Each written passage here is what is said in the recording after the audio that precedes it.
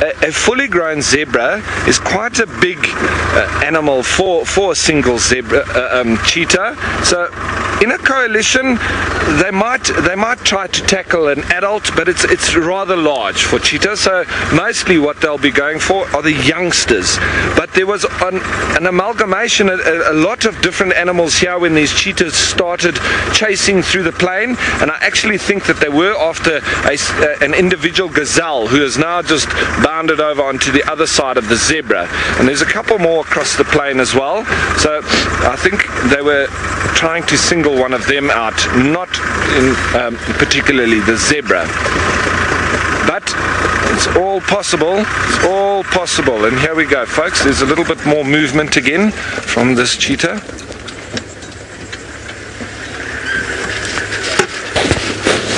So he's having a look across the plains, trying to identify another animal that he can hunt. And so now we sit and wait in anticipation to see if he can single out an animal and get close enough for him to go in for the chase. He's moving towards us now. There's the other one, okay, rolling around in the grass, and the other one is now up and moving.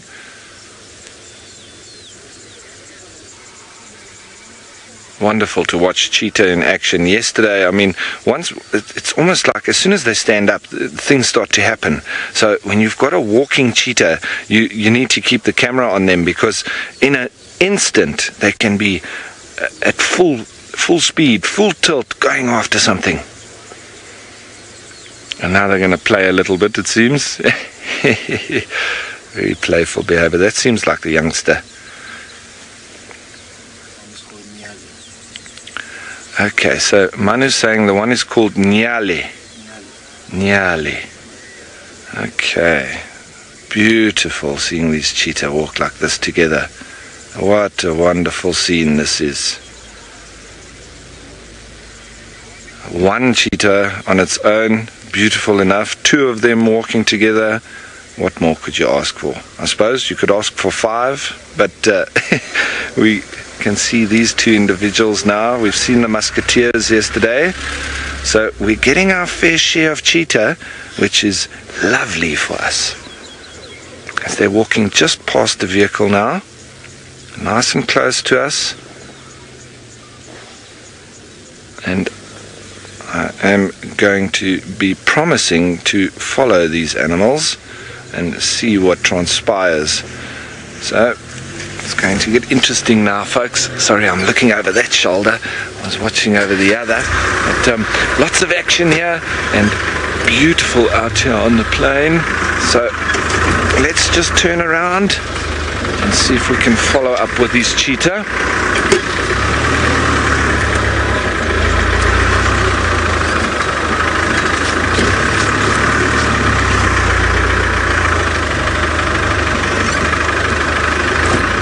So I'm just going to position here just for a second, because we just want to watch them walk up a little bit, and then I'm going to reposition right out in front of them. So that's just what we do. We just anticipate a little bit, and let's just get a little bit of a view of them walking off like that. And so you can see different angles of them, different positions, and in a moment now I'm going to be heading out and going all the way out in front of them. So that's the trick with cheetah. You always need to try and anticipate where they're going, because it is phenomenal how fast they cover ground, that they can be on the other side of the plane within 3 seconds. So you've got to read their language, and you've got to try and see what they've been watching. They keep on looking around for to identify what they're going to go after. They're hunting. This is perfect. So all we need to do now is to keep following and do a bit of anticipating.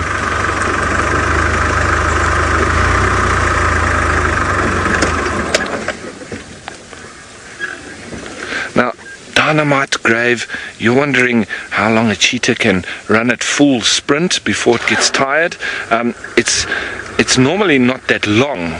The bonus that we have right now at this particular moment is that it's still very cool in the morning, so that might extend their full sprint by 10 seconds or 20 seconds, but it's very important to remember that it's almost like taking a vehicle. If you think about driving a car, if you put your car at full revs for 5 minutes, you're going to overheat the car. If you don't put it in gear and you just put it into full revs, the car will overheat very quickly. And so it's very similar to that with cheetah. If they get to rest, they get to breathe, they get to calm down, and then they might try again, for instance. So I'm just going to get a little bit in front here.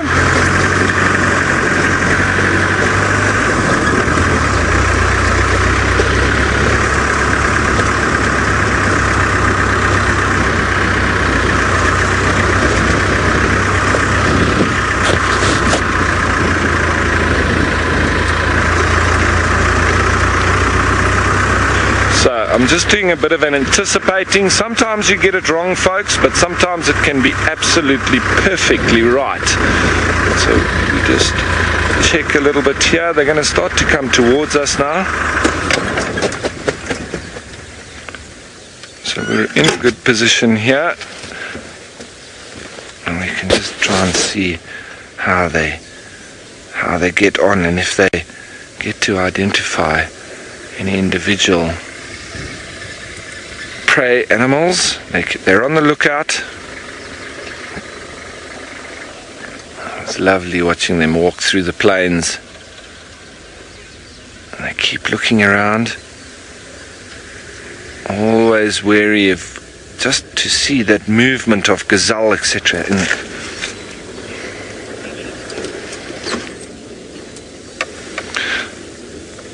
Now Kobe, who is 15 years old, you're wondering how often cheetah use vehicles for vantage points. It's not particularly common for them to do that. It's in areas where there's only a few vehicles around. They don't like it when there's a lot of vehicles. They do get a little bit nervous of vehicles. So it's more so in the Serengeti in Tanzania. I haven't seen it here in the Masai Mara, where they're actually using a vehicle to climb on, but it is one of those things that does happen, and wonderful times when they do, obviously, especially for the people involved inside the vehicle, that cheetah feels comfortable enough for him to climb onto it and use it to look out over the plains. They'll generally use a little bit of a termite mound or just a small raised position, but even looking through the grass like that is ideal because they don't want the animals to see them as well, so they don't want to expose themselves too much. Once the animals spot them, then it can be all over Red Rover, so they want to try and stay hidden too, just to get that little bit of space closed up between the prey before they start their chase, because they can outrun anything here in the plains, but it's just being able to keep that up for long enough and then being able to bring the animal down and also then actually kill it. So there's a lot of energy expenditure that they need to worry about, and with their very meek and mild built purely for speed, they don't really have that much power for the killing and so on. So it's very nice that at least we've got two of them here. Make things doubly easy. However, with Hodari yesterday, that seemed to be a master of the hunter in the thickets.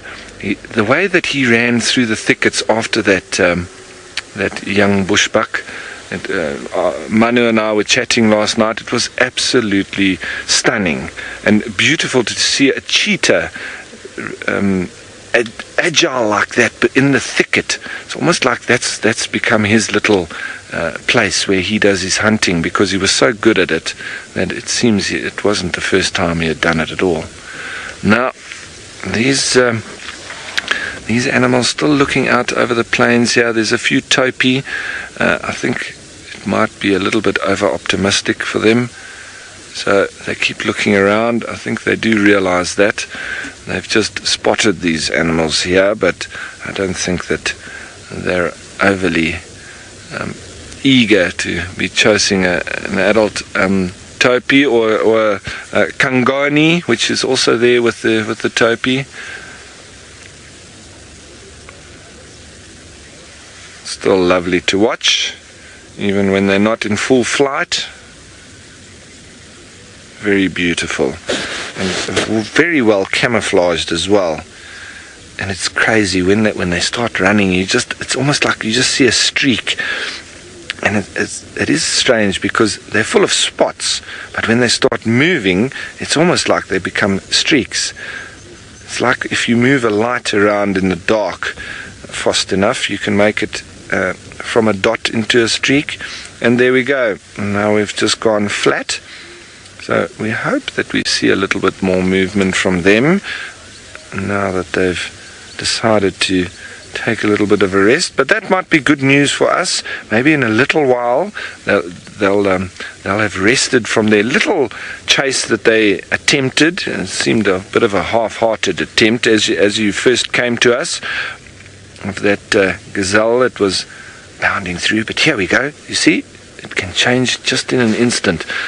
Now, the trouble is, I don't want to go too far because then we can't see the cheetah, but you're always in two minds because I need to anticipate and go ahead so that if there is a hunt, that we're in the right position. But I think for now, I'm going with my gut feel that these hartebeest and these topi are a step too far for these two. So I don't think they're going to be going for that. I think they might be heading out behind us where those gazelle were. That's my gut feel. I don't think they're going to get one of these. Could be wrong. I could be proved horribly wrong, and I indeed hope I am. But don't have a good feeling about the cheetah going for any of those animals there. But she is still intently looking across. I think she's hoping for a youngster or a gazelle in between them. Very intent and full of the feeling of hunting. So it's going to be a wonderful morning, I believe. And if we stick with these two, I think we're going to see some magical moments. And there they go down again. So two flat little kitty cats with their heads every now and then bobbing up and just looking out. But I think it's going to be a question once more, like yesterday afternoon, of being patient and waiting it out, and watching and waiting and watching. Remember that? We did that yesterday afternoon and eventually it paid off. And I feel if we do the same here, we're going to have a very similar result. So we're not going to be going anywhere.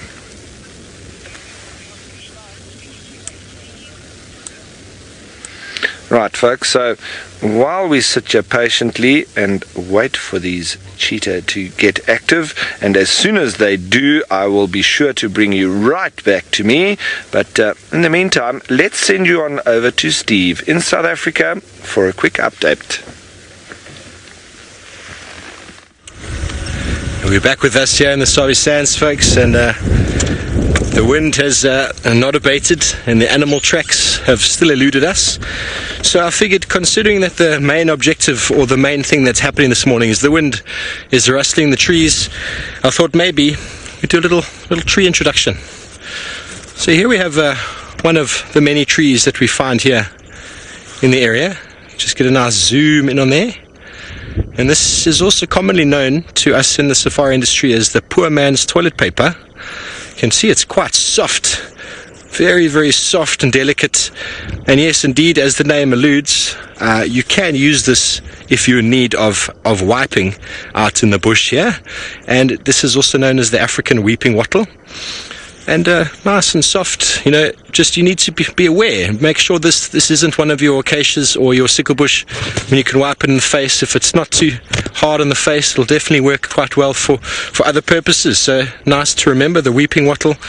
And we've got a second one over here.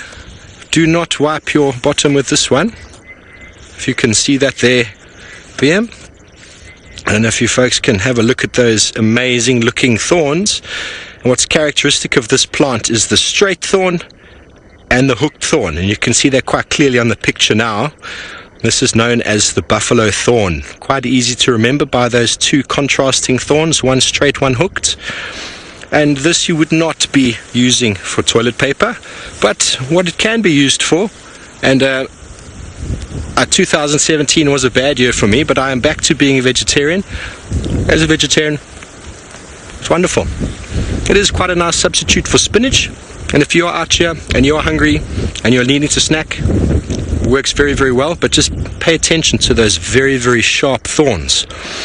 But while we're talking about the buffalo thorn, quite a nice cultural story. I'm not going to allude to the Zulu or the Shangaan story, but there is lots of history about the benefits of this tree or the traditional significance of this tree in African folklore. First of all, they talk about the straight thorns forward and the straight thorns back. In the Zulu culture, they talk about looking forward to your future and always back for your ancestors. So that's quite a nice one. But how did that come about? I mean, this plant here, you can't feel it yourselves, but it is very, very painful and very sharp. I mean, I think back in the day, they would have lined the graves of the people that had died with this, because it's quite a difficult plant to get past. So they would have lined it or planted on the graves to prevent hyenas from digging in. That's quite a nice way of potentially how the significance develops over many, many, many years. But how I like to bring this back to the context of international belief is that we can link Christianity to this plant as well. So we can bring Christianity straight into the African context. And those of you who are familiar with the crown of thorns worn by Jesus on his deathbed was made by a very similar plant, same genus, but it would have been, this is Ziziphus mucronata, the buffalo thorn, and the one that would have been used for Jesus' crown of thorns was Ziziphus Spinochristo. So quite a significant tree, and the belief is that this plant would have over thousands of years traveled from Jerusalem and the areas where Jesus was crucified, and slowly but surely, potentially traditional belief, cultural belief might have evolved around that, depending on the tribe or the tradition that they were doing. But I like that as a nice link between old world and new world, and it always works very well for me. And then we've got a plant here which you've probably all come across before in the past. Everyone likes to talk about this plant. It is what we call a magic guarri, and it is that famous plant that people make the toothbrush out of, if you've ever seen that before. If not, don't worry, it won't be happening today. But what I wanted to talk about was, how do we survive in the bush? How, if we are hungry, do we know what to eat? Animals know what to eat, and how do they know that? And there's simple ways. First of all, if you break off a leaf of a plant, or first of all, let's go back. If you see monkeys eating something, it's quite potentially that you can eat it. Baboons, it's a good chance that you can eat it, but don't just go and scoff everything in your mouth that a baboon or monkey eats. You need to build up that resistance. And what is one of the most characteristic things of a plant? You can see it on here. There's absolutely no latex. Okay. Latex is like a white milky substance that will come out of a leaf, out of a plant. Don't eat something that's got a white latex. What do you try that's next? You'll possibly take a plant, you'll squash it like this, you'll rub it on your skin, on a nice part of your skin, not the most sensitive part of your skin, and if it doesn't form any rash or starts to irritate you, then it's probably okay. Then maybe go for something a little bit more sensitive, the inside of your arm perhaps.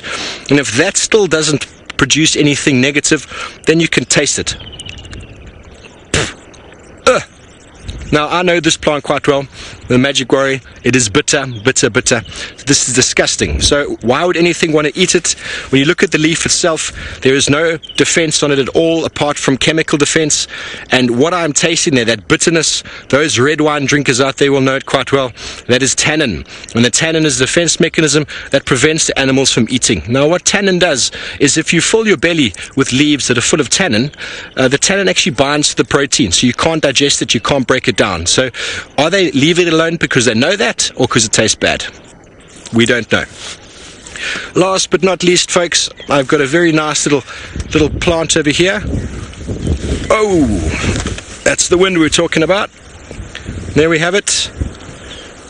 And you could probably guess it. Quite an easy name. This is known as the white berry bush. In the winter months, we are always confused why it's called that, but this time of year, favorite time of year for us with these plants is that you can actually see the berries. Now, all that in consideration what I spoke about, if you watch vervet monkeys, they will be eating these at the mouthful. Baboons as well. That white berry there is actually very, very nice. Very tasty. It's got quite a few seeds inside. So not the same as our commercially grown fruits where there's a lot of flesh and few seeds. Those have been genetically modified or adapted for very many years to allow them to be a lot of flesh, a few seeds. Most of the fruits you get out here, as disappointing as they might seem sometimes, they've got big seeds, small flesh. But this is beautiful. I have a question there from Koki saying, what does it taste like? It's sweet. It's sweet. It's quite edible. It's almost got, what can I say? Let's ask VM's opinion. VM, have a taste. What do you think? He's thinking. He's swirling around the mouth, but it is really tasty. Yep. The taste specifically, all I can say is sweet. I can't say it's got any other sort of caramel or vanilla taste, but it's sweet. Tastes like strawberry without the strawberry. VM says, tastes like strawberry without the strawberry. So if that's as descriptive as we're going to get this morning, we've showed you a couple of trees, a couple of plants, what to eat, what not to eat. It's always something important. Thankfully, we're not too far away from a camp or lodge. We can get proper food, but it's important if you are stranded out here to know where and what to eat. And observing birds, observing monkeys is the way to go. But when they are not around, there are techniques and ways of doing it. So you would have tried this, squeezed it on your skin a little bit and go through all those processes. Don't just eat something. Remember, these animals out here have adapted to eat these things. I like to say that the statement that if you've never been to India before and you go there for the first time, you need to be very careful what you eat because your stomach is not going to be adapted to digesting or taking in what they eat over there, especially the hot stuff. So you've got to build up your tolerance. So take it easy out there. We're going to continue on. Still nothing going on too wildly on the radio. We are still on pursuit of whatever amazing animals you might see, but I believe you have seen some wonderful cheetah this morning. So we're going to continue on and we're going to hopefully find something for you. It would be lovely. Let's go. Got a nice lingering aftertaste. I could definitely eat lots of those.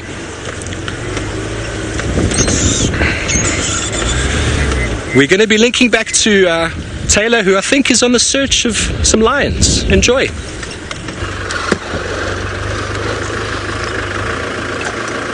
Right. Look where we are. First time for me as well. We are in the vicinity of the Black Rocks, which hopefully means we're going to see some lions. Now, Louise, I did have some comms breakup just as you linked to me, so I'm just letting you know. Now the search starts. I do see a vehicle parked up ahead. I don't know if they've seen anything just yet. I couldn't spot anything from the top, and it's very cool here. I would never have thought I would find this little patch. It was quite tricky, but thank you, Sir Henry rescued me and he sent me a pin, so I GPS'd my way here. I got told to turn right in 300 meters. Excuse me. Woo! Sneezing is starting. Maybe there's cats around. I do normally sneeze when there's lots of cats around. What does that say? Rangers only. Ooh. Sneaky.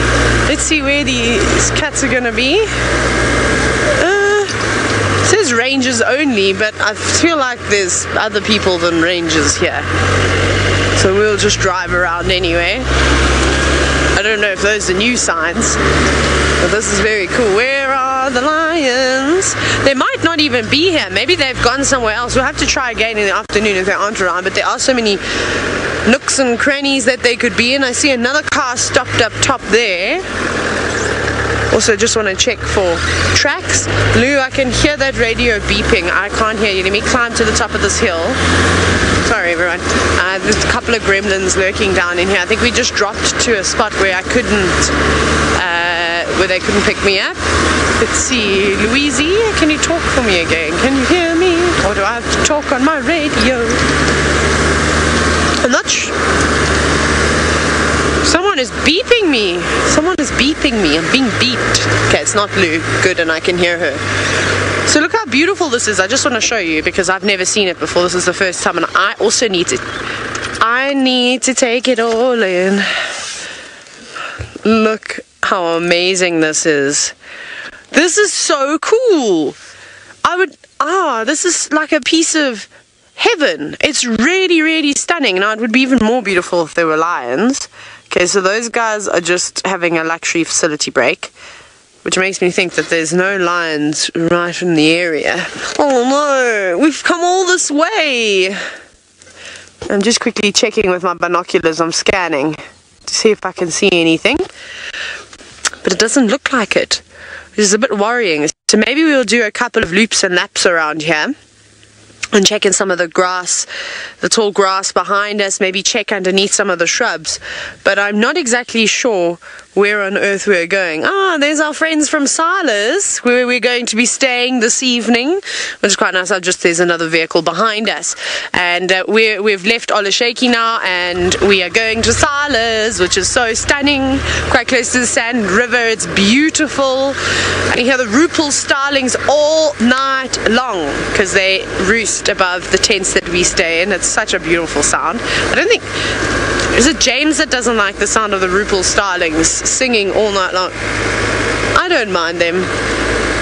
I quite like it. Now, I believe you're all very excited. Of course you're very excited to see the Black Rock Pride. Why wouldn't you be? But I don't know if we're going to find them now. They could have, typical, I arrive and then the one time that they should be here, they won't. And I'm surprised because it's been such a chilly morning as well. These rocks would be so nice and warm. I thought we'd have those cats laying out on them, you know, warming themselves up, but that doesn't seem to be the case. What I will try and do is actually try and go around to this vehicle and ask them whether they know where the lions are or not, or if they've had any luck. Yeah, there's not much going on right now. Where? Can you see them? There they are! Archie, that's why you're pointing. You get a high five. Yeah, that was so much better. Manu doesn't do very good high fives, I must say. There they are. Hold on. I'm going around. Meow. Ferrari Safari quickly on this road. All the little cubs are running. There's so many of them. Sneaky cats. So they weren't on the rocks this morning. They were just off to the side. Whee! I'm so happy.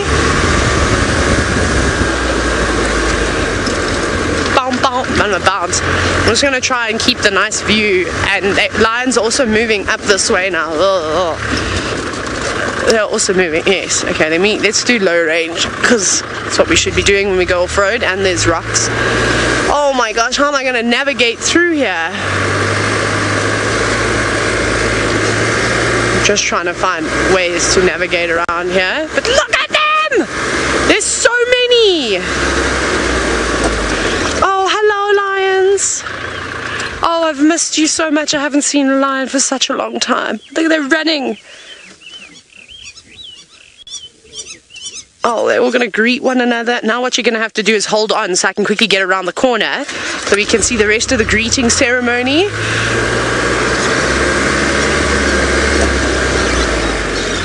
Oh, there's so many.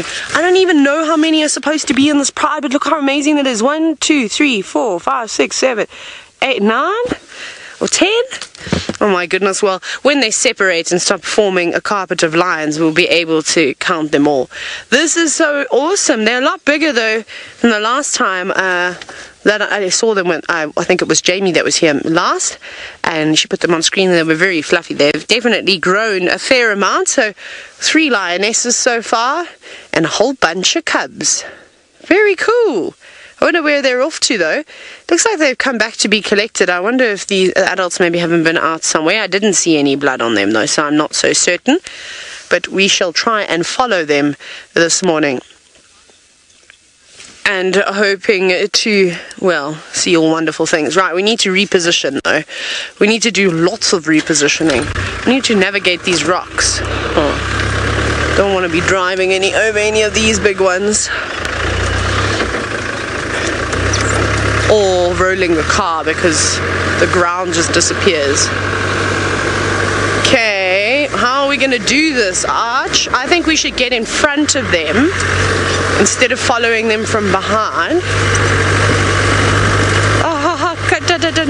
Lou just said I must navigate those rocks, you rock star. That wasn't even a little bit funny. It was funny. I liked it. I did giggle. I giggled it was an internal giggle. Okay. This is so fantastic. Yay! I bet you're all so excited. So I'm going to try and get us the best view because they are so adorable. We can watch them. No, let's cross the road. Let's get ahead of them. I'm feeling like this will be better if we can watch them come towards us. So I'll just quickly go the scenic way around.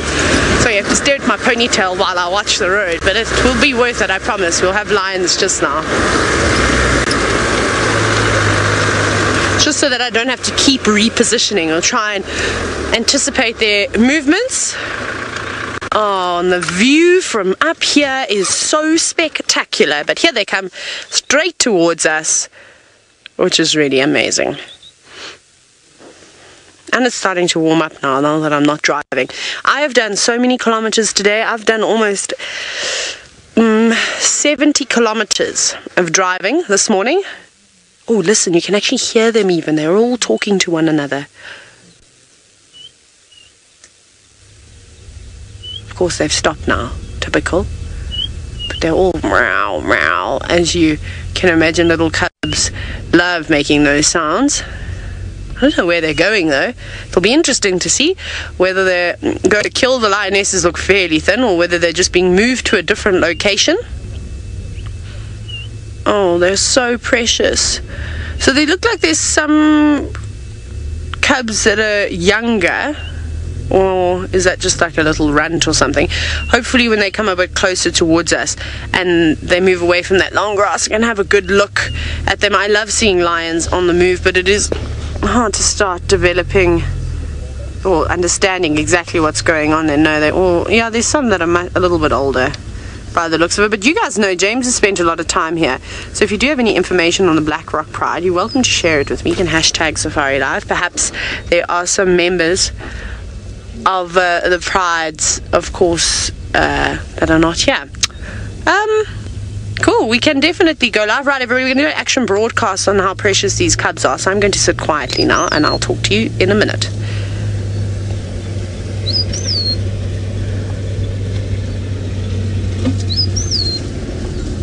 Good morning, everybody, and welcome to your private live safari here in the Masai Mara National Reserve. We're sitting with an exceptionally big pride of lions.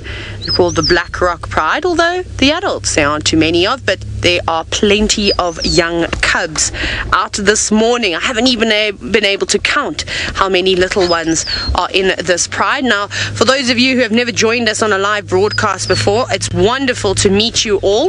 My name is Taylor McCurdy, and on camera with me is Archie, and you can ask us questions. All you have to do is comment away. But now what we're going to have to do is, because the cubs are running up ahead, is we've got to maneuver too. So let's go. Now you are going to see some other vehicles on safari, which is very exciting. People from all over the world have traveled to the Masai Mara National Reserve to come and see these beautiful creatures. So in order for me to get you a really nice view, what I'm going to try and do is I'm going to try and go all the way around very quickly and get them coming towards us again. These cats are very relaxed around cars. They don't mind us at all, which is really nice, even at such a young age. Now, I don't know where they're going. The adults have come and fetched the cubs. The cubs have been off on their own, so perhaps the lionesses have been hunting all night long, and maybe they're going to take them back to a kill. Maybe they're just moving them to another spot, but we'll see it in a minute. Now, I'm just going to quickly navigate over some of these rocks, little shrubs. They move so quickly too, and then I shall stop up ahead and we will have a nice view of them. They're moving very fast this morning. This is the first time I've ever seen this pride before. I'm very excited. Francis, you've said finally the Black Rock Pride. Yes, and there's a male lion as well. Look at how exciting this is. Everybody's been saying, Taylor, you've got to go and see the Black Rock Pride. You have to go, and I'm finally here. What have they got? They've all been tucking into something by the looks of it. It was a kill. So that's what happened. Those lionesses went out with the male and they successfully made a kill by the looks of it. I don't think there's much left there. Now they're all going into scrap. Now this is the important part, is turn your volume up and have a listen. Look at them, they're all fighting over the carcass now.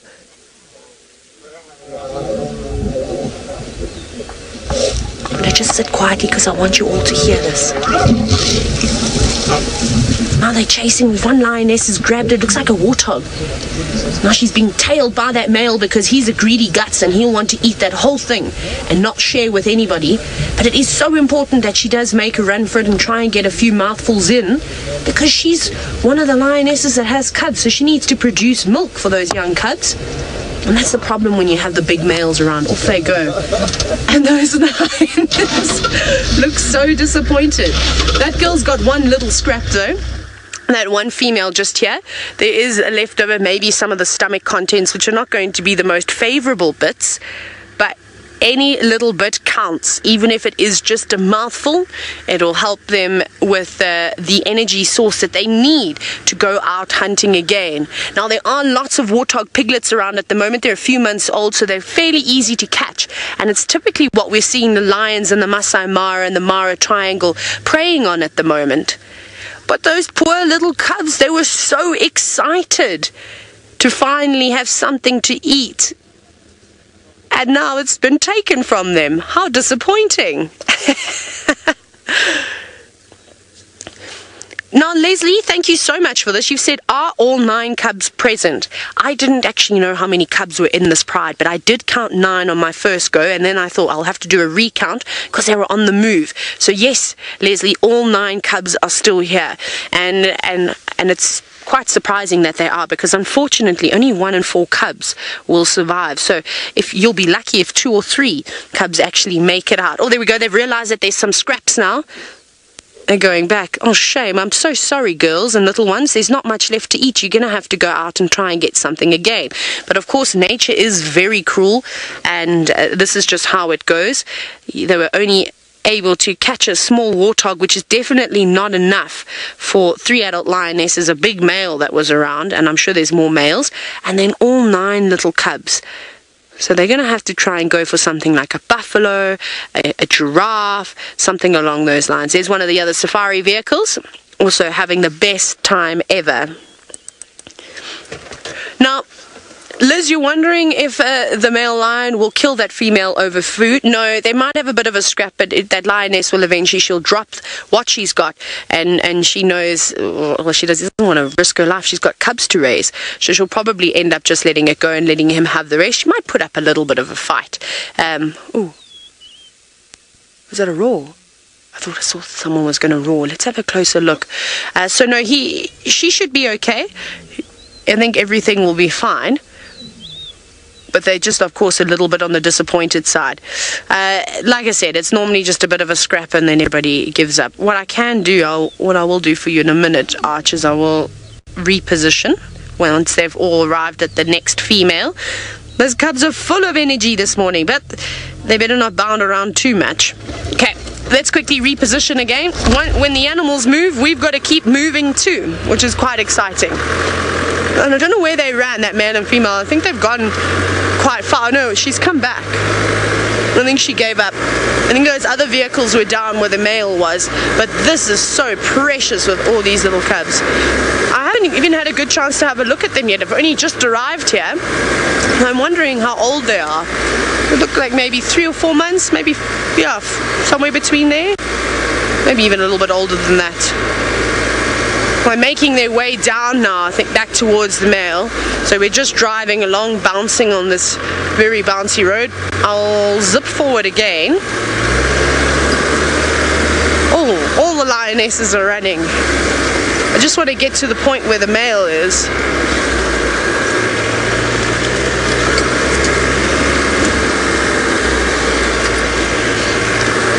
Shamsa, now you've said you think... What's wrong? Oh, sorry. So you've said that you think that the lioness tried to lure the male away with a piece of meat. No, that was the entire warthog, I'm afraid. There's nothing. They're on the move. Where are they going? They're all running now. Oh, here's the male. Okay, so this is where the male is. But look at all the little ones coming running after them. Oh, this is amazing. I have not seen something like this for a very, very, very long time. So you can see how lean the girls are. Maybe they'll have better luck tonight. Last night was full moon, so it would have been quite difficult for them to hunt. Obviously they would prefer to hunt in complete darkness when their eyesight is better than the prey that they're going after.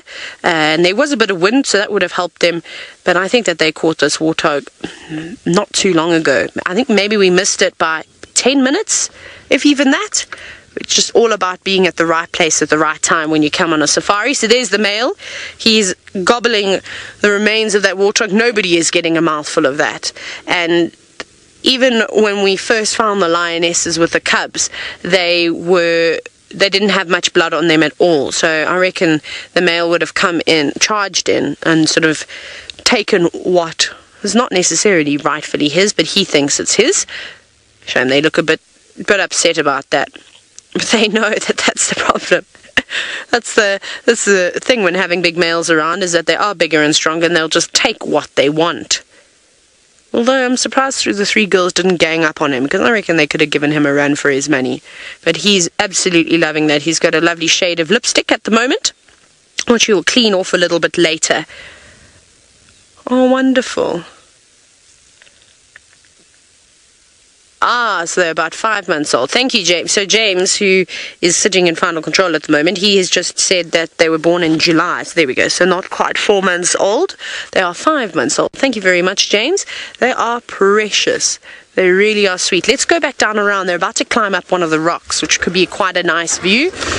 For those of you that have just jumped on this action broadcast, it's very exciting to have you. We're sitting in the Masai Mara National Reserve, and this is a pride of lions known as the Black Rock Pride. I was saying earlier, it's the first time that I've ever seen them, and everyone's been telling me about them. I just haven't been able to get down to the side of the reserve. It's so incredible. So you can interact with us because this is a live safari. All you have to do is comment away and ask me any question that you've ever wanted to ask a safari guide. Oh wow, I'm just thinking I might just zip around this car actually, go all the way around, and then we'll just sit on that side so we're not in anyone's way. Obviously everyone's very excited wanting to take pictures of these very cute cubs. Oh, amazing. Now I'm going to navigate some treacherous terrain quickly.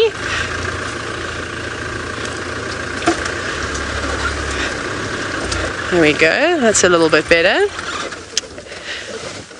Now, sorry, I had a bit of comms break up there, but I think the question was from Sharon, and it was, am I in any danger from being so close to the cubs?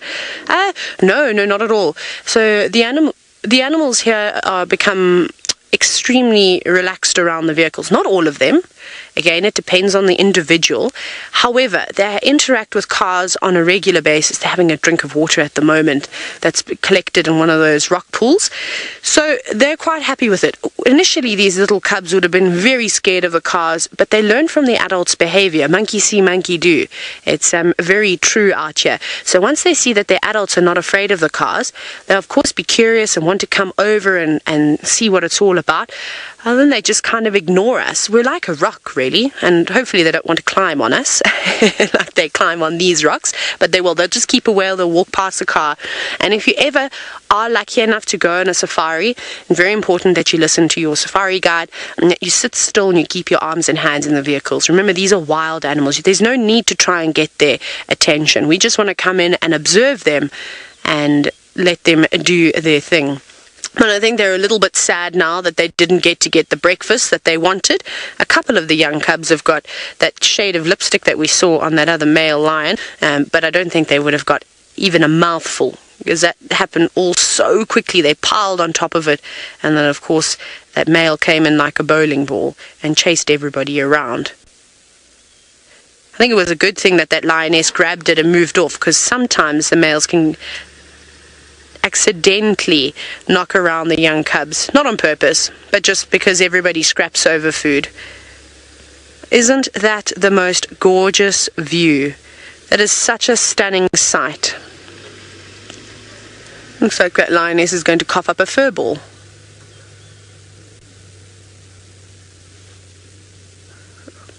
Wow. This is amazing. Right, well, I think we're going to stick around with the Black Rock Pride for the rest of the morning and see what they get up to, but things have started to settle down here. So we're going to say goodbye to all of you, but I hope you enjoyed that little interaction, and if anything more exciting happens, we'll call you back. So keep an eye out for those live notifications, and hopefully myself and Archie will have a chat with you in a little bit.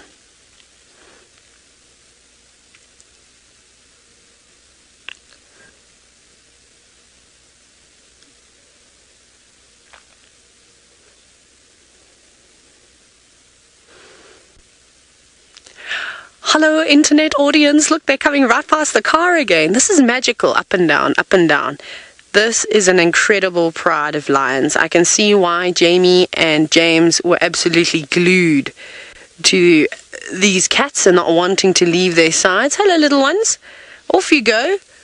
You're precious. 1, 2, 3, 4, 5, 6, 7, 8, 9. Oh. Well, they're all behind. They're all coming over to the vehicle now to say hello. So we shall reposition. I don't want to move right now because they're quite young and they're right behind the car. So I don't want to scare them. They're running off now. Let me go forward. Let me quickly reverse over here and then we'll come back. Do it that way. How amazing! What an incredible sight! Glad we got to share that with everybody. They're running back again. I think they're just hoping that another warthog is going to magically appear, but that's of course not going to happen. They're going to have to go out and hunt another one. I'm going to just give these other guys a bit of space, let them enjoy it. We've been lucky to keep having them walk right past the car. I'm not doing too badly today at anticipating the animal's behavior. Woohoo! Go me!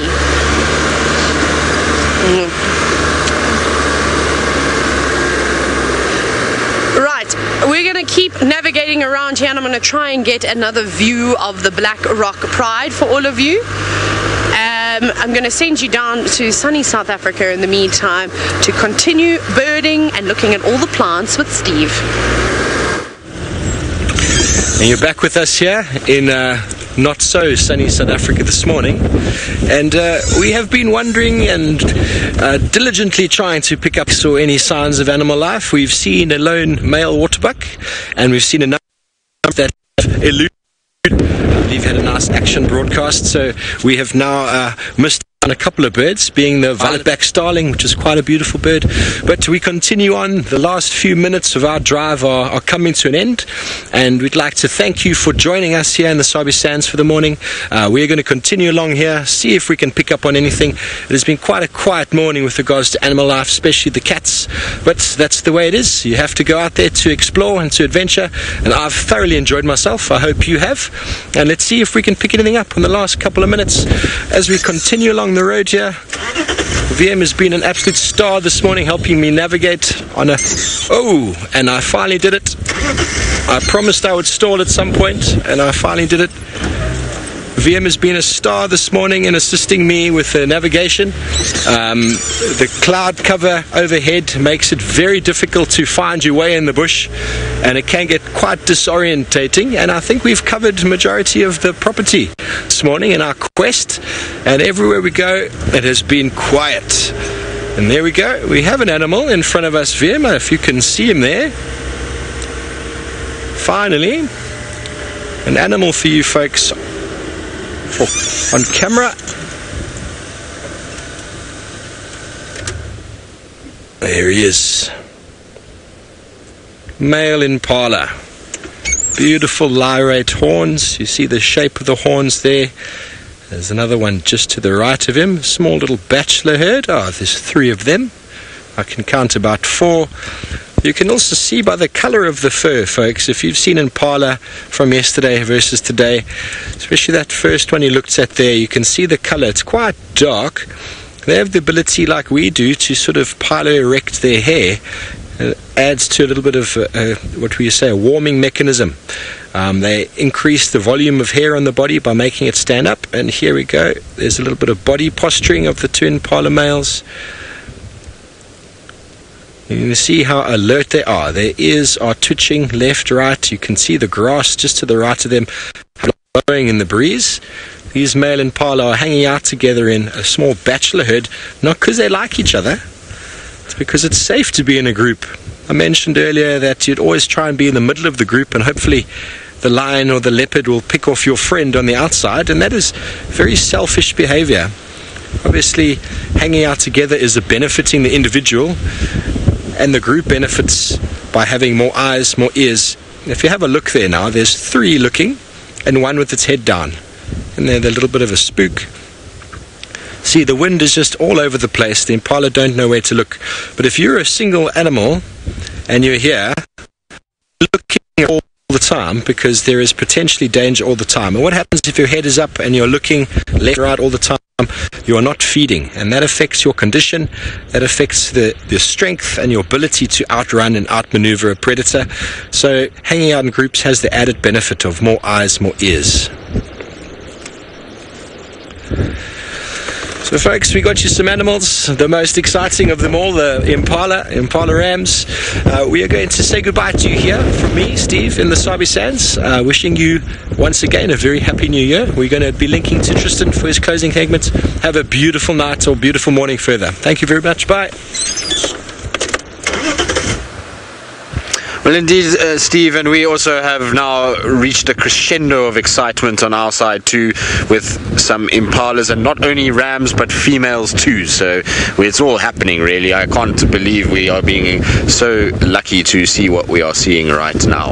But it has been one of those mornings of sheer desperation. There's been very little out here. It's been windy, it's been cold, and really not greatest of conditions to be out and about.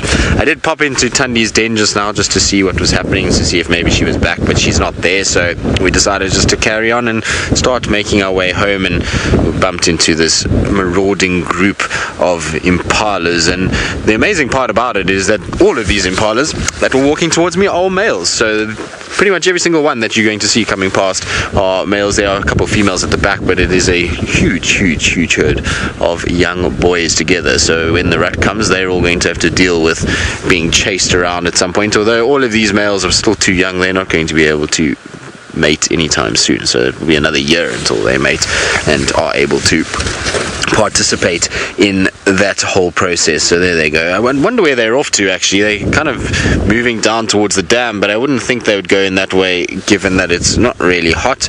Maybe they've decided that they want to go and have a little drink of water at the nest cam. So if you're watching on the nest cam, have a look out for the ever exciting young male impalas that are slowly but surely making their way down that side. Right, but as Steve said, we are going to head back home. It's time to start going back for breakfast and to try and get something warm to get out of this wind in particular, because the wind has been really quite insufferable, actually. So while we kind of head our way home, I believe Ralph is still with his cheetah, and hopefully they'll be up and moving, and maybe a bit of excitement to end off the morning. Thanks, Tristan, and I hope you enjoy yours. But this female cheetah is definitely looking for her breakfast. And this youngster, he's had a couple of goes at some too large zebra, I believe, and the female, the mother, the more experienced of the two, has shown no interest in those bigger animals. So almost letting him go off and try his luck, but then she's continuing on the walk, looking for something more relevant, such as a little gazelle or a baby, maybe a baby zebra, maybe a baby topi or hartebeest. There was a little gazelle that bumped out of the bushes near to where we were, and she very quickly spun around as she saw it running off. But I think that's definitely more so what she's looking for. But what a wonderful sight this is all the same. And these two cheetah 100% on the lookout for some prey and something they can eat. So that's what they're busy trying to identify as them at the moment. Walking along, trying to find an unsuspecting character. And so we're just keeping our patience about us and following them. And you can see a little bit more fluffy around the neck, a little bit younger than she is, and a lot less experienced, because he's almost just following mom, like, all right, do we have to?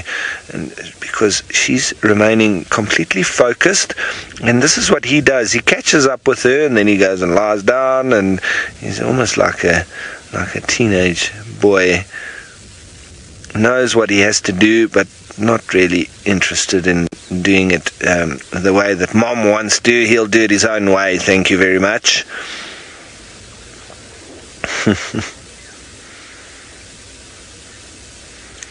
And he does easily get sidetracked, which she obviously hasn't been. She's been very focused on the direction she wants to go, and he's been backwards and forwards, and sometimes a little bit focused, and then gets sidetracked and chasing butterflies, and so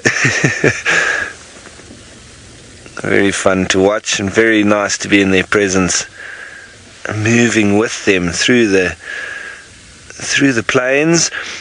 And please remember that we've got special permission to be on the off-road part of this in the Mara Reserve, so nobody else is here, and we're allowed to move with them, which makes it very nice.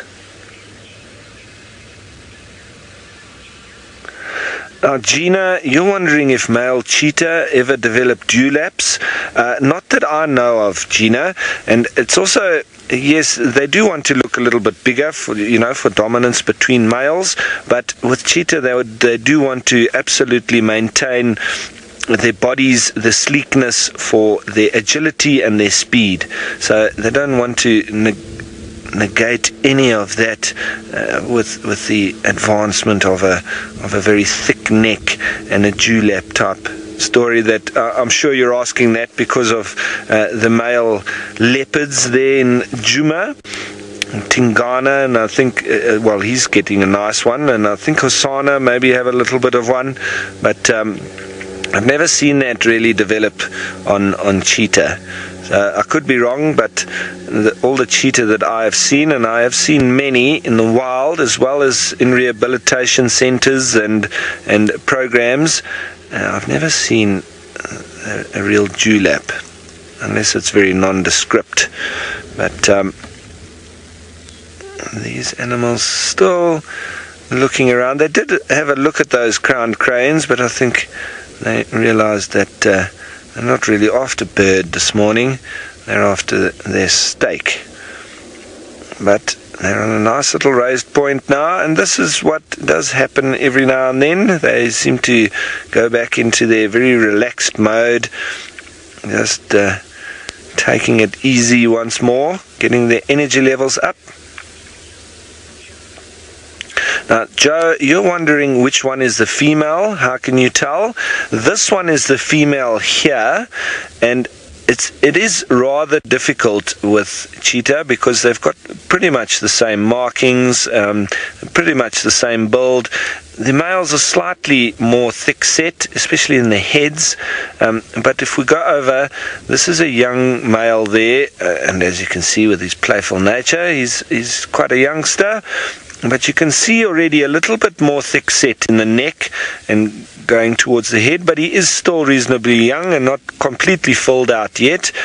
He's still in a little bit of that fugly stage, and he's got a bit more fluff on the top of his head as well. That's what you would have coming through from the cubs, but just slightly more thick set there. But then obviously from the obvious body parts, you would be able to tell a bit easier once they stand up and walk past you, or they're sitting down facing you, then you can sort of have a bit of a closer look. But it's not very easy to tell between male and female cheetah just by looking at them from a distance. Alright, so we're going to sit here and we are going to be patient, and we're going to hopefully see some more action and them trying to get some food. And speaking of food, like Tristan did, let's send you on over to Taylor, who's got those kitty cats that I think are now chowing down.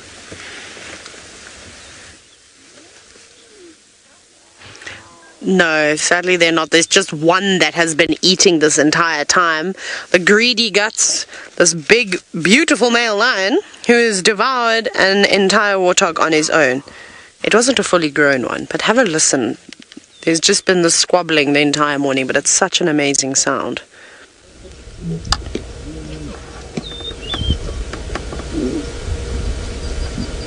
And of course they've all stopped again.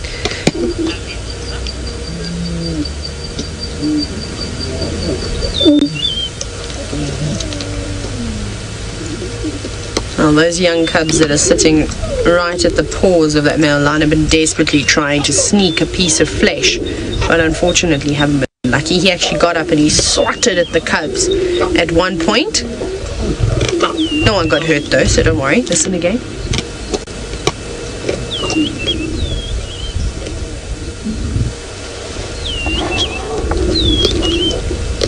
can hear the crunching, and then you can hear him doing those soft sort of little at the young cubs, just reminding them not to get too close.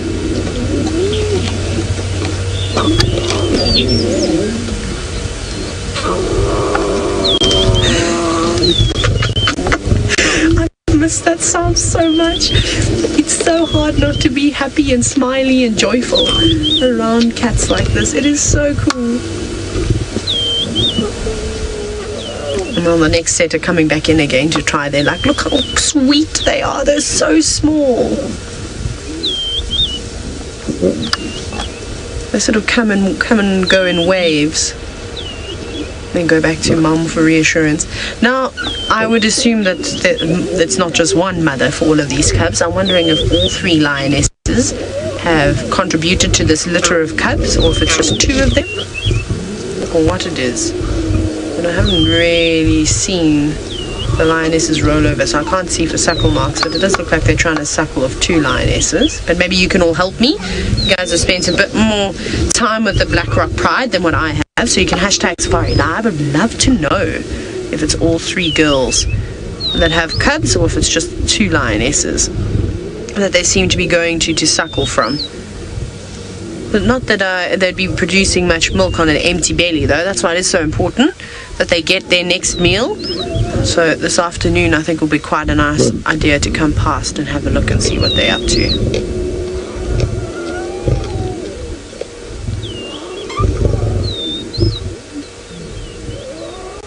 Haven't you all missed those sounds? Oh, it really, really is amazing when lions vocalize, whether it's from a big male lion doing a bellowing roar, or young cubs whining that they haven't had enough to eat, or a lioness contact calling. It is all so amazing. And that's why the lions are my favorite of the big cats.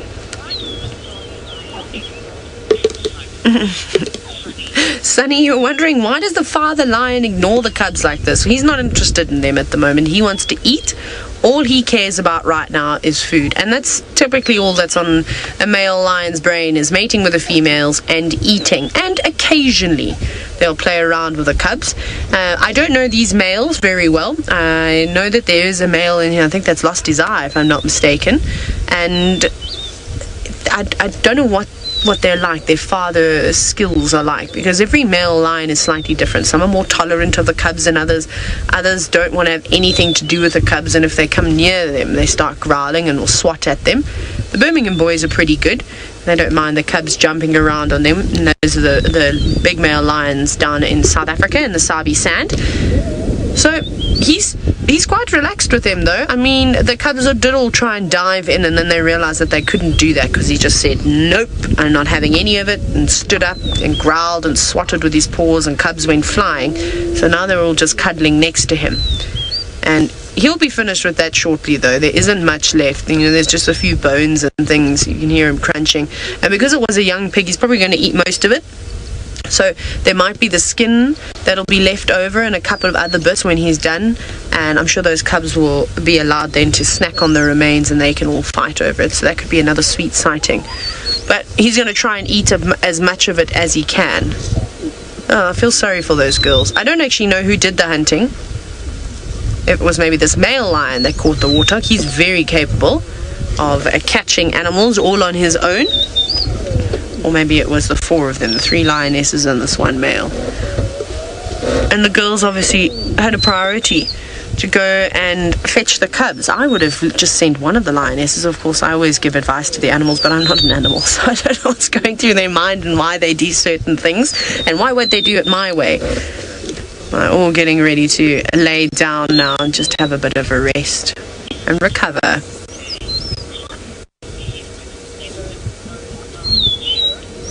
Omar, you're wondering if this is live all day and you're shocked that you don't know, well, you didn't know about this show. Yes, this is live.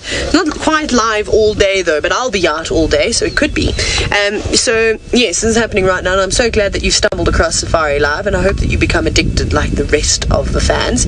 But we, myself and Rolf and the Masai Mara, will be driving around, and if we see any really cool things, we're going to do those live action broadcasts. So if you go and like all the Facebook pages and those types of things, you'll actually get a notification that comes through that tells you when there's action happening, which is really important. But otherwise, we do the 2 safaris every single day, in the morning and then the afternoon, just depending on where you're from. Of course, you'll have to try and work out the time difference, but it is very, very cool, very lucky, and we're so happy to have you. So Omar, ask us a question. Do you have anything that you'd like to know perhaps about these lions?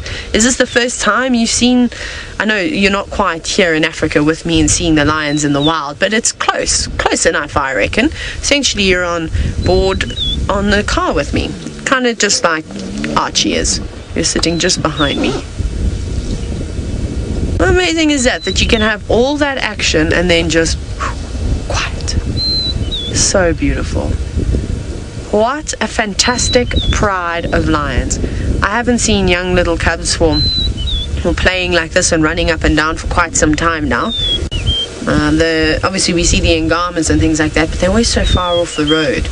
I haven't spent much time with little lion cubs. There's new ones in the triangle though, of course, from the marsh breakaways. They're fairly young. They're smaller than this lot that we've got now. And haven't spent much time with them either. They're a little bit nervous of the cars still, especially when the cars are driving. When the cars are still, they're fine, so it will take them a few weeks to adjust to that. Remember, they've been kept hidden away all this time, so they're not quite as relaxed as this lot is. So now I can already see this one lioness here on the left. She's started to look around.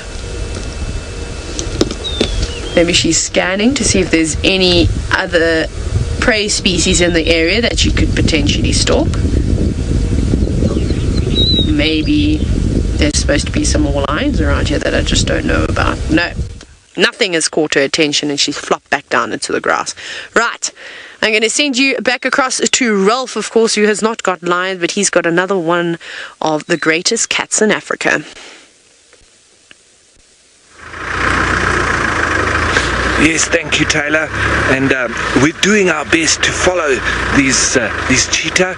So we just keep following them as they make out as if they're very interested in hunting, and then they flop down every now and then and do exactly what they're doing there, which is a little bit of playing and a little bit of enjoying the morning light. Look at that. Those rabbit kicks. Always love that when cats do that. Grab with the front legs and give those rabbit kicks at the back. And there's the youngster now flopping down as well. Yeah, cheetah also got to enjoy the morning. It's not all about hard work.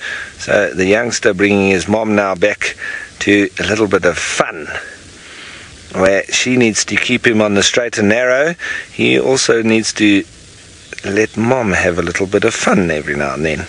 So that's where they get their balance, and that's lovely to watch.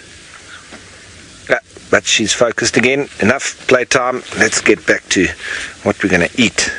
She's hungry, and she definitely wants to find something to chase down. As a crowned crane still makes its way slowly over us, and having a shout at these cheetah. That's very interesting. The youngster got quite a fright and flew and ran off. And this crowned crane's calling at them as it's flying over. Obviously not very happy that they're here. the youngster got quite a surprise, and the crown crane's not done just yet. He's quite irritated with these cheetah being here. You know, crown cranes do nest on the ground, so any predator they're trying to just ward off away from their nest as well. So we're going to just slowly start to catch up with these cheetah. We don't want them getting too far ahead of us, folks, because you know how that works. As soon as they go on the run, they're gone. So we need to keep up with them, not let them get too far ahead. They're now heading down to where there's a lot of zebra I've spotted down below on the plains down there. So it looks like they're heading in that direction, but whether or not they'll bump something in between or not, it remains to be seen. So we just keep on staying exactly with them, because they can be walking in one direction like this and something could be moving in a totally different direction and they could just cut and change. So it's very important for us to keep our eyes on them and keep watching which way their head is turned, and then we'll follow. And the female is the one that we're obviously following. We're not too perturbed about the youngster, because he's going to follow up with the female. Like just now, he had a go at a zebra, which was totally off a different direction to which way the female was walking. But we just left him to do his little thing, because this female is the one that counts. She's experienced. She's experienced, and she's the one that's going to lead the hunt. So we need to follow her. And the male, he's still learning from her, I think. And cheetah do take quite a long time to learn about their hunting. It's not quite as easy as leopard or lion, for instance.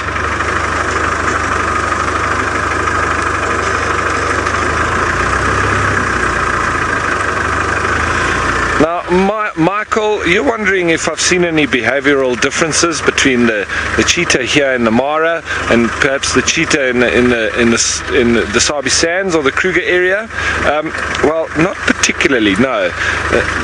What I have noticed, obviously, is the very big difference in the landscape. So the behavioral differences is more environment based, and so here they are doing what the classic sort of cheetah behavior is, and that is hunting out in the open plains. However, yesterday we saw with Hodari, he's also quite adept at doing it in the thickets, and that's the difference for me. The ones in the Kruger are a little bit more adept in the thicket areas, where Djuma is a little bit more like that.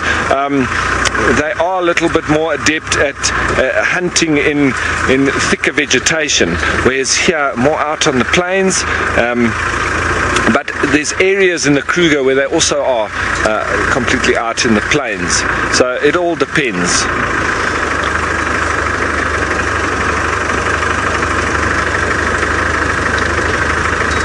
But the basics remain the same. Cheetah are totally speed hunters. They can't take down massive prey because of that, and so they have given up a lot of the strength like the lions or leopard would have, and in place of that they've become the fastest land mammal on the planet. So very, very good at hunting and chasing animals down, and their success rate is higher than that of lions. And we do have some animals up here in front, so this could get interesting, folks, and we're just going to keep flanking these cheetah. It's all very exciting. So their success rate better than that of lions, and then you would wonder why, you know, the population's doing so badly, and it's mostly down to them having forsaken that that strength for speed, and so all the other predators and scavengers can very easily watch them as they hunt and then come in and chase them off the kill. And so then they expend all this energy and they don't have any reward for it, and eventually they can be totally exhausted and they actually die of malnutrition and exhaustion very, very quickly. And they can then be weak as well, so they isolate themselves in terms of other predators once more. They can't defend themselves as well because they're not getting enough energy, and you can feel very sorry for cheetah at times because they do work very hard for their food, as do a lot of the other predators. But we have a lot of kleptoparasites, we call them, the predators that come and steal the food away from the cheetah. Very parasitic behavior that you can often see hyena and a jackal just lazily following cheetah around, and especially with the hyena, as soon as those cheetah make a kill, they'll run in and chase it right off and say thank you very much. So cheetah that are experienced will also try and lose their followers if they have, because they know that if they kill something, it's not even going to be theirs. They would have to make 2 kills before they can eat anything.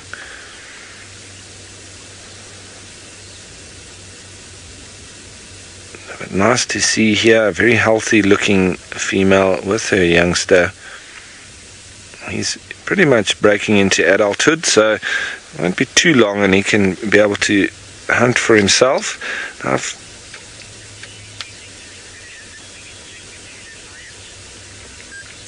okay, so there's nothing immediately imminent, folks, but we are still going to be continuing with these cheetah, and once they get down to the bottom of the plain, things might hot up a bit and get all exciting, so we might be coming back in a hurry, but in the meantime, let's send you on over to Taylor, who I think is still with the Black Rock Pride. We are still sitting here, and there's little lions who are making a move now and are being very brave and are actually managing to get some of the food. Look at that, just sneaking in underneath that big boy. That is very brave. That just shows you how incredible these creatures actually are. I mean, how's that, taking that risk to sneak up and get right underneath that big male lion, who's most certainly not going to be happy with him. You can hear he's growling now.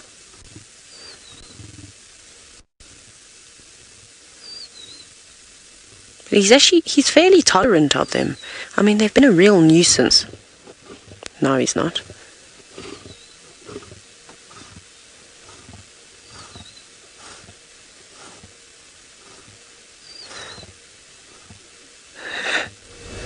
He's trying to cover that whole carcass with his face now. See how that little one rolls onto its back in submission? And it still manages to get a little bit. Oh, that big male is now actually eating the head of that warthog piglet.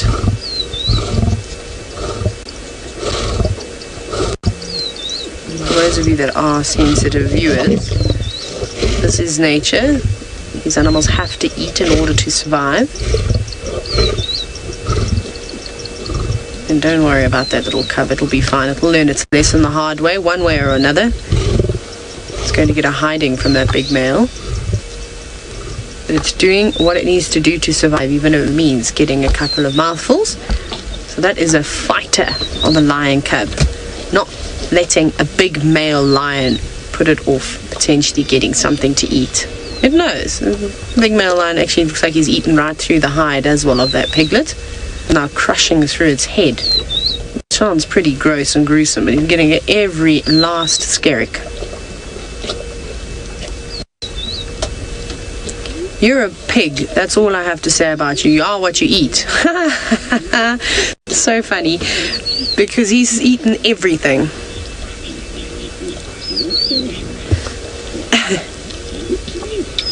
Louis the Lion, you said now that Dad's had brunch, the kids have got to go off with Mom to do some grocery shopping. Oh yeah, and I'm sure this boy is going to be in pursuit as well, and if they hunt something again, he'll be right in there gobbling it up. That's for sure.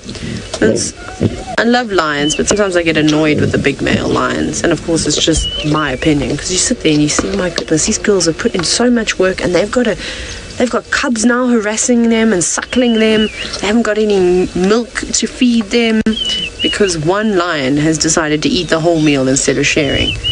But we always say there's no table manners out here, and you literally have to fight for your food in order to survive. And if you're bigger and you're stronger, you're probably going to get more. It's pretty crazy, don't you think, how nature works? It's amazing, and I'm so lucky to be here witnessing it firsthand. That is the bravest little cub. That's like my favorite little cub, the one that used to have the floppy ear in the Angama pride. She used to do the same thing. She would creep right underneath the Birminghams and stand on top of buffalo carcasses and slap them through their faces with her tiny little paws and try and hold her ground. Never worked, of course, but at least she tried. It was so amazing. Well, now we're all in this sighting what am I trying to say today? We're in the sighting all on our own, although I can hear some rumblings. It might be an aeroplane though. I think it's an aeroplane. Oh no, it's not. There's a vehicle behind me that's pulling in. It was not an aeroplane, as my earpiece blocks out sound, unfortunately, and then I can't really hear what's going on. Only they know what they've missed. You can see that male lion is just looking at the car arriving, but not bothered. It's not going to stop him from eating breakfast. He's still quite happy to gobble around on that.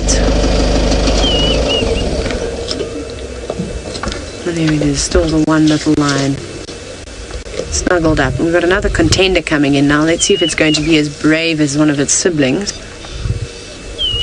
I feel like there's a technique in order to try and sneak here. You can't just come charging in. You've kind of got to creep and stay nice and low and then slither your way underneath that male's paws. And I believe all of you are saying how brave that little cub is. It is definitely bravery. I think if I was there and that male lion had roared at me and taken a swipe at me, I would have gone and sat with Mom and kept away. And that's the difference between surviving out here. Is, are you going to take that risk? It could end up ending your life, or you could end up getting a meal and surviving another day. And that's the decisions that these animals have to make every single day. Like I said, it's a tough life for a lion cub. Of course, this male lion has earned his place. He's had to battle through many years of hard times, being kicked out of his pride, then living as a nomadic male for a bit, and now in a beautiful pride in prime location, and he's got breakfast. So he's also earned it too.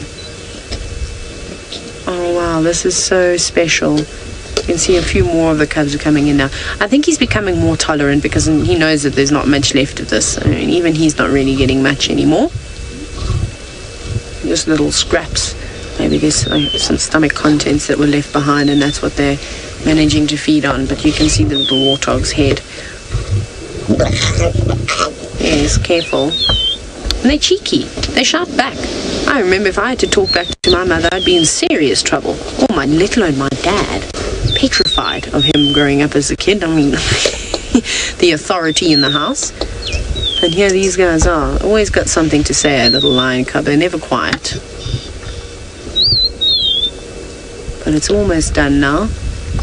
And this big male's probably going to, once he's gobbled it up in the last few minutes, he'll probably go off and tuck himself under a nice shady spot, and he can have a nice sleep with a full belly. It's always easier to fall asleep when you aren't hungry. And sadly, these little cubs are just going to have to wait until this evening in hope that the lioness will catch them some more dinner. Let's hope for some clouds this evening though, and hopefully that will allow for a better opportunity and the lionesses can catch something slightly bigger, maybe a buffalo, maybe a topi, plenty zebra around. That would be a very good meal for all of these cats. So that's what we're going to be doing. I think we're going to hang around in this area, but we'll see what we can find during the day. If anything special, might go exploring to some areas where they're not necessarily some signal, check out some of those palm tree forests that we've been telling you about. But these guys are the real stars of the show, aren't they? They saved us from a very quiet morning in the Sabi sand, where not even the birds are wanting to come out today. And then luckily Rolf having some lions, and of course spending time with the cheetah.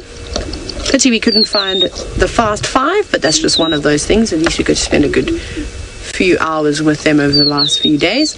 But now it's time for the lions, and I'm very excited to learn about the family dynamics within the Black Rock Pride. They just can't help themselves. They don't learn, do they? They want to get every last scrap. But it has been a wonderful morning, and sometimes that's how it starts off a bit slow, but it ends with a bang. And I hope that you've enjoyed it just as much as I have, and I look forward to seeing you all this afternoon on the Sunset Safari. Same place, same time. Until then, cheerio.